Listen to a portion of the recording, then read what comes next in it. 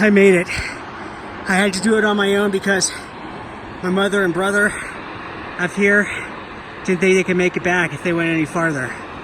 But I got up to see the majestic Tower Falls, half frozen and half still flowing. It is like almost like watching solids as liquid as it flows down into the river below. And I mean, I am high up, 6,000 feet-ish here, and I'm the only one. Just me. It's just me. It was worth the 2 hours to get here, for sure.